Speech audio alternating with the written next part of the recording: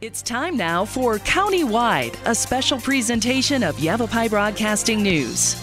Join Paul David and Jen Cohen as they talk with our community's leaders, newsmakers, and people in the know.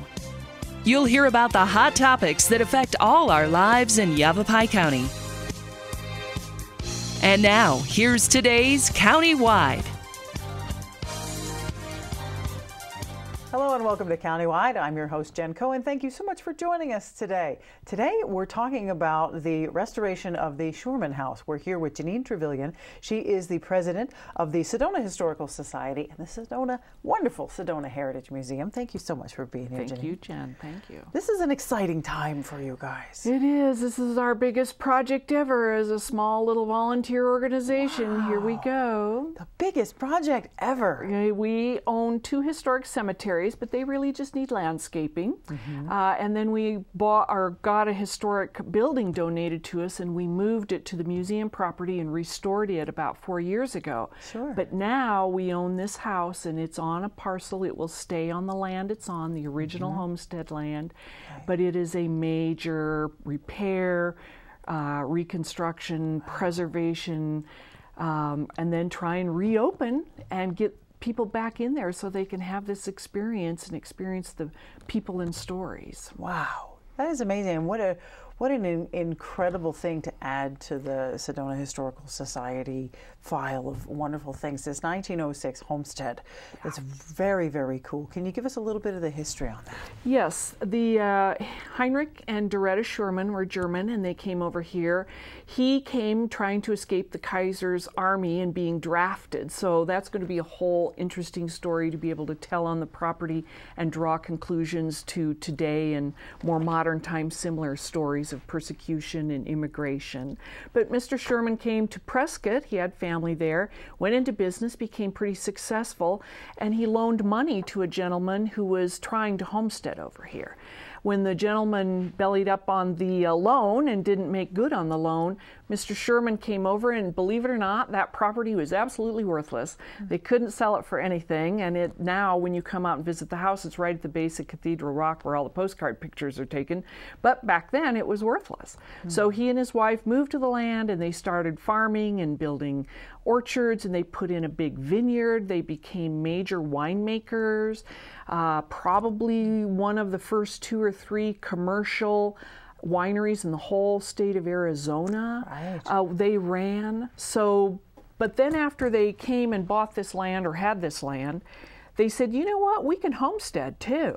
We're entitled to that. So they homesteaded 40 acres down the road, and they took possession. They said, well, that wasn't so bad. So they decided to homestead one more time. So in 1906, they homesteaded. They built this little house on the homestead just so they could meet the requirements, which was you had to improve and you had to live there. Right. So the story is, since the family had the nice house up the street because they'd been living there already for 20 years, they would stay and sleep in the little homestead house, and then they'd go about their business during the day and go back to the big house and things like that. But then at night they'd come back and sleep in the little house so they could fulfill honestly and legally the homestead requirements. Wow, that's fascinating. So that's how the house came to be. Okay, now how did it come to be in your possession under the Sedona Historical Society? You know, we're lucky in that family members have always lived in the house. When the homesteader family, Henry and Doretta, moved out, they used it for hired hands and things like that for a while, rented out for a while, and then one of their daughters came and lived in it. And she lived in it until the 1980s, until she passed. She lived in the house till the 70s, but on the site till the 1980s when she put in a mobile home, lived there for a while. So then the house has been empty now since then, and the property's been empty, and that woman's 2 children inherited the rest of her property, and they both built houses on the property and lived there. The son passed away, but the daughter's still alive. And so she's sitting there, and her front living room view is the little homestead house that her grandparents built and that she grew up in. And all of a sudden she realizes, I can't take care of this anymore. And so she came to the Historical Society and said, you know, it's just going to fall in disrepair, or are you guys interested? And so we said, we're definitely interested. We need to get our ducks in a row a little bit. And so we just took ownership in December. It was our Christmas present from Martha Loy, the granddaughter. And so now here we are, the proud owner of a 113-year-old homestead house that, you know, needs a little work because it's been abandoned for a few years. I bet. How big is the house itself? I would guess right around 600 square feet. It is not a big house. It was built as a bedroom, a living room, and a kitchen. And in the 1950s, the Loy family added an indoor bathroom. All right. So it had a little tiny addition to it. Oh, cuteness. I know. It's cute. Now, as part of the home, do you have to take care of the acreage around it as well? Yeah, well, and it's got just about an acre, not quite, whatever the minimum zoning was out there. And so we have that. But yes, but the good thing about it is right through the property, right behind the house, goes a historic irrigation ditch. So not only do we have the house and a little bit of land so that we can terrace the front yard and put in some kind of restore the gardens. She was a gardener. Very nice. We're going to restore the gardens, roses and irises and flowers, but we have the irrigation ditch. So we have some natural water source that we can use to irrigate the front yard and the flowers. But we are now also the proud members of a ditch association. All right, yes. All kinds of things come when you own property. That is true. That is true. The Red Rock Ditch Association. The Red Rock now Ditch proud Association. members. We are. That's wonderful. So we will be out mucking the ditch, I'm sure, after floods or once a year when everybody has to clean their ditch and be faithful and keep the ditch open for the whole community. Wow, that's amazing, the workload that you've taken on. It's going to be a volunteer intense challenge for a number of years, you know. Right. Because you got to take care of a house every day. True. That is true. That is true. And eventually the goal is to open it for the public to come visit. That's our goal. We you know, need to get the floors strong again. There's a little bit of termite damage. Doesn't seem to be anything active, but a little bit of termite damage. So we've got to make sure the floors are nice and strong. We're shoring up the back wall that kind of was falling away and get those floors back underneath us. And then the roof so that it's nice and tight and that we can keep critters out of the place and water out. But after that, you know, like woohoo, magic wand after that, you know, we will be inviting the public out for multiple times a year. Right now, we're not sure we have the volunteers to be out there on a every day or every week basis. So we'll start with some seasonal open houses, get the public out there. We're hoping maybe to get the first one in May. It won't be done. Wow. It will be, but we're hoping to at least have it, the floors strong enough that we could maybe get people out there and they could at least peek in so they know what we're up against. And that anybody wants to help with money or volunteering would be an opportunity for them to get a sneak peek that way. And then we'll start laying out the stories. As I mentioned, we think we're going to have a lot of really great stories and ways to draw comparisons to current topics, immigration, persecution of you know, ethnic groups, all the way to gardening and the value that people put on education. These people started the first school in the whole Sedona area in 1891, and so and the school remnants are across the street from this house. So the value of education and the, you know, the value of home, you know, the whole homesteading story and how that gave people a footing to get, you know, established in a new country or a new place anyway. So we've got a lot of different stories that we're going to be working with some professional humanities scholars on to try and help us create not just a history story or multiple history stories, but maybe some thought-provoking, you know, can you relate to this in your own family some way or your own experience some way? That's great, Janeen. We've got to take a quick break. But if you go to sedonamuseum.org, there's information there on the Schuerman Homestead, information on how to volunteer, how to get involved, how to donate, things like that. Check it out, sedonamuseum.org. We'll be right back with more Countywide, so don't go away.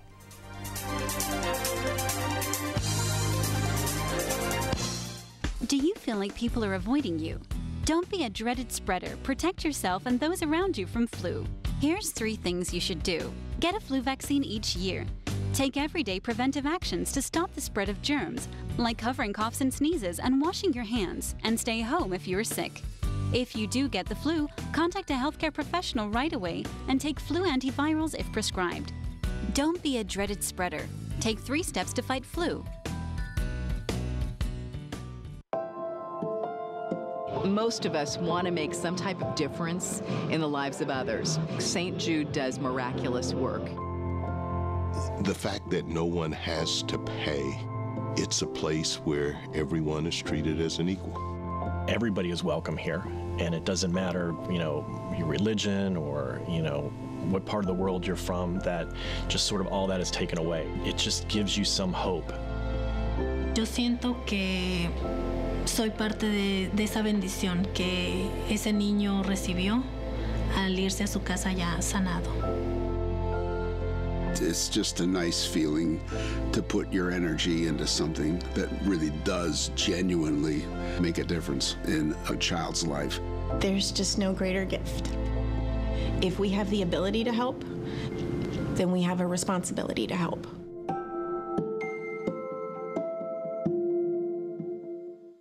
Mandalay Homes introduces the new Ion series, a revolutionary new approach to home building innovation and energy management. Built on a foundation of industry-leading energy efficiency and sustainable building practices, the Ion Series home redefines how we use and manage renewable energy. Contact a Mandalay Home sales executive today to learn more, or visit one of our Ion Series communities throughout northern Arizona.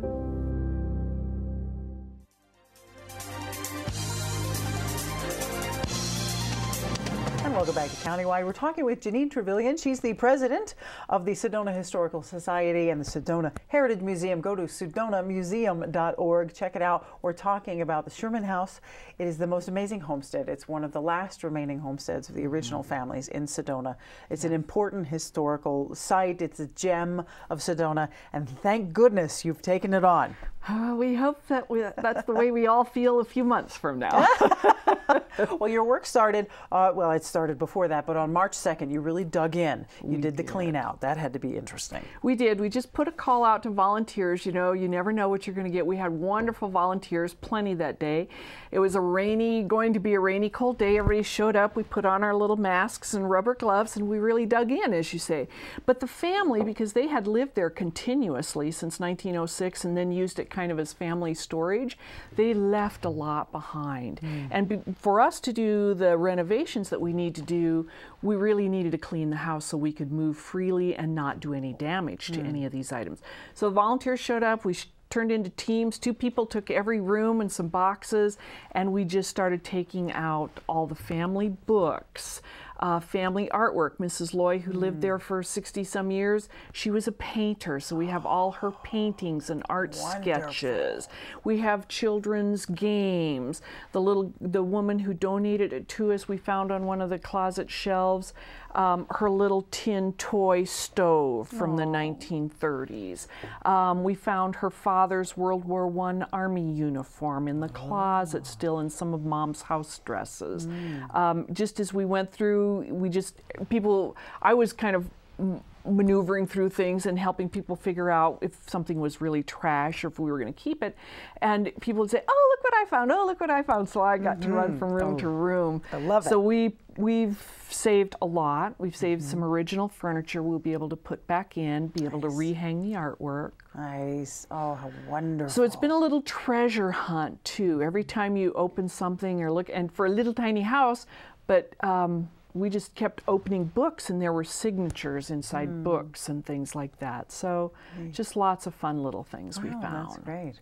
Okay, so the clean out is complete? Clean out is basically complete, unless we find something in the attic when we start on the roof. Oh dear. One never knows. That'll be fun too. What's next? What are the big projects right now? What do you go for first? Yeah, well, we're really in emergency triage mode, really emergency repair mode. So right now, our most important thing, because there's just some things you can't do without money, we have got to replace the electrical system. It was put in by a grandson in the 1940s, meets no code, and has been eaten by mice and raccoons over the years. So for us to even just have a light bulb in each room, which is about all we're going to worry about, we've got to raise the money to hire the electrician. Then the roof. The roof is going to need a new roof. It's the metal roof they put on the 60s has done well. Otherwise, there wouldn't be a house there at all. But it really is time to replace it. So, and then the 3 little shed roofs on the side of the house, the little additions in the front porch, they need new roofing. Then, of course, right now, I just talked to the wood delivery guy this morning. Because this house was built when 2x4s were really 2 inches by 4 inches, we've had to order custom cut, rough cut lumber to match that where it is exposed. And the siding is all exposed and it needs to be full size. So we're trying to be sensitive and historically accurate where we do have to replace materials, that we go back with something as close to identical as possible.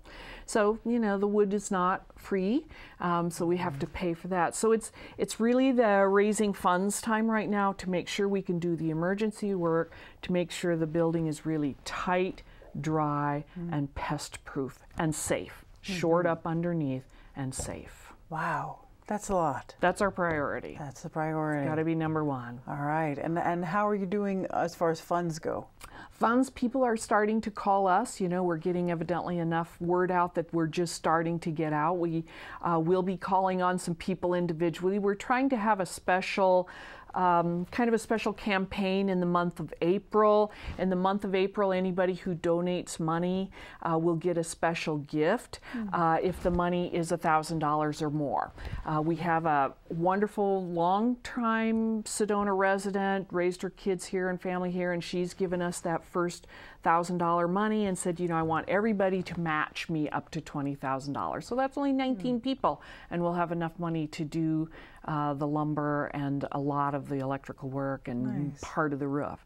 So we'll be in good shape if we can find 19 more people who will meet her challenge in April. And in April, they get the extra little gift that we're planning. Very nice. Yes. But any amount helps. Any amount. We are, you know, it all adds up. You know, it all adds up. My gosh. And where do you go after the roofing and the structural and the electrical? Then what? Then we're hoping that we can proudly invite people in and say, you know, come and see what it was like to homestead in 1906 around here. Come and see what it was like to raise your family in this little tiny building with all the whole family sleeping in one bedroom. The kitchen is still a wood-burning stove, and that's what she cooked on, was the wood-burning stove. So we'll have that back. And even though she lived there into the 1970s and 80s, people lived a very simple life. Very simple life. So we'll be able to give people that experience, share with them the history of who made Sedona. These people who really came and were community builders, not just building for their own family, but building a whole entire community. And what did they do? This family built the first school, built the first cemetery. They were ditch builders and home builders. They built multiple homes out here, especially when they homesteaded twice. So these are community builders, and we want to tell those stories. Right. It's historically significant. Have people have those, you know, kind of maybe make some engagement or some connections. Right. Absolutely. And the way that everyone lived in harmony with their surroundings back then, it's a wonderful lesson that we could all take home back to our homes and go, wow, you know, all they had was, you know, wood-burning stove, and they cooked on it, and it kept them warm, and, you know. And it's very much, the Schuerman family story is very much a story of hospitality and being a good neighbor. When you talk about, we were talking about how the house had wood shingles when it was first built. Well, lots of people made shingles and sold them to their neighbors or traded them to their neighbors. So the Schuermans maybe didn't make those shingles, but they maybe traded wine or traded pigs for shingles and things like that. When this community, you know, you're talking the 1880s and 90s up to even 1910, there were a dozen families from the top of Oak Creek down through Red Rock. I mean, they had to count on each other. Yeah, that's great. I can't wait to see what you do with it. Yeah, when we can have our open house. I know, it'd be great. SedonaMuseum.org, lots of pictures on there, which is great. Keep posting pictures there. If you want more information, how to volunteer or how to donate, go to SedonaMuseum.org, or you can also stop by the museum, 735 Jordan Road, open all the time. So it's a really great place. We'll be right back after a short break, so don't go away.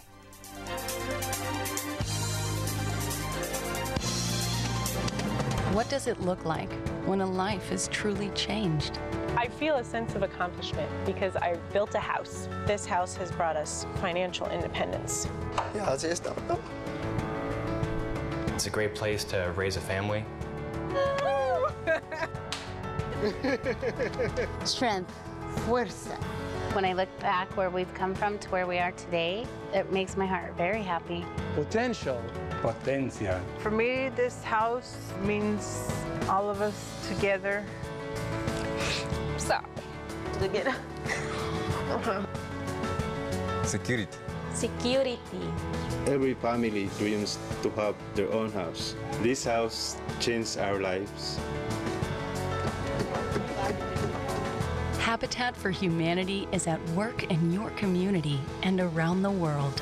Through shelter, we empower.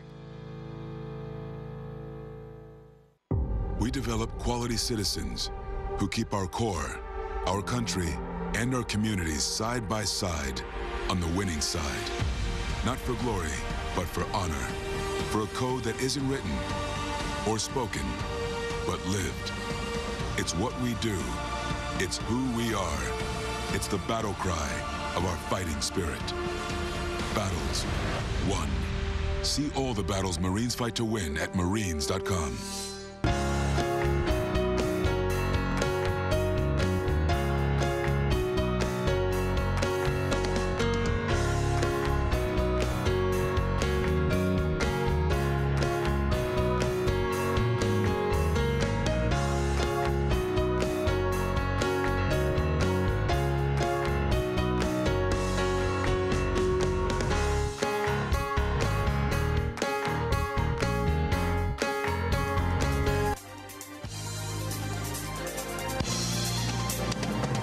Welcome back to Countywide. Just a few more seconds left. We're talking with Janeen Trevillyan. She's the president of the Sedona Historical Society. We've been talking about the Sedona Heritage Museum and the new acquisition, saving the Schuerman Homestead House, which is from 1906. Very, very cool place.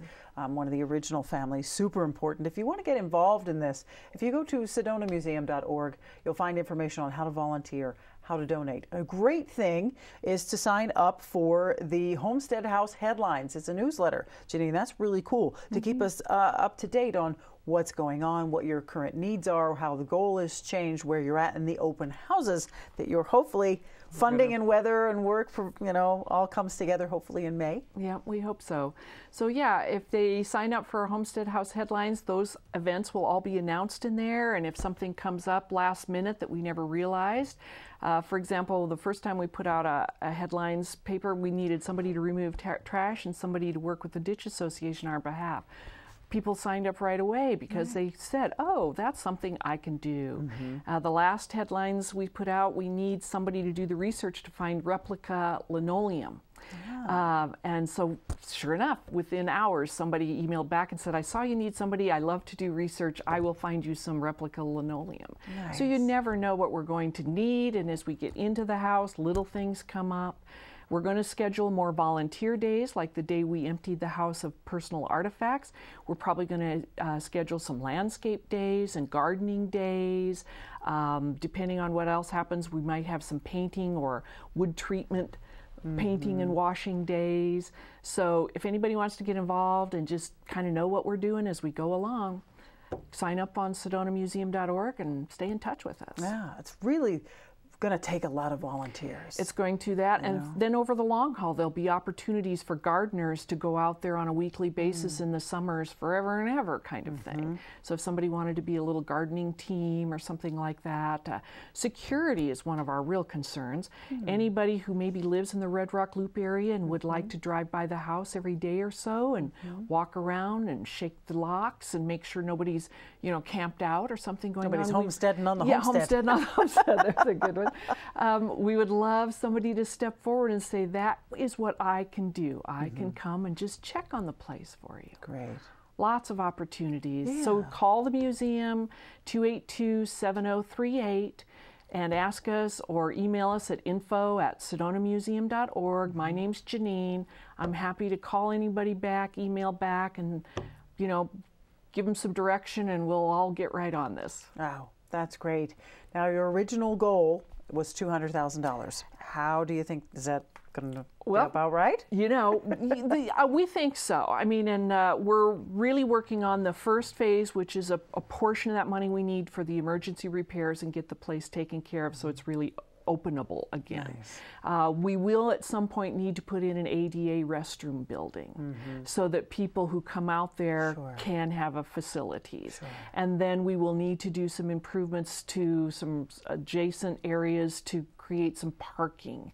So that's, so there's some pretty and fun parts of a job like this, and then there's the plain nuts and bolts of a job like this. That's true. And then long haul, if someone would like to remember the Schuerman House in their will, we are going to need a long-term fund to make sure that we can always pay the utility bill, and we can always put a new roof on it every so many, decades and things like that. So we're hoping maybe somebody will say the Schuerman House will be in my will, and that's how someday we'll be able to take care of it forever. Excellent. So we have multiple levels and multiple steps, and we just take them one at a time. Okay, well that's great. Well, good luck with everything. Thank you so much. Awesome. Check out SedonaMuseum.org if you want to get involved. Please do. That's all the time we have for Countywide. I'll see you again next time.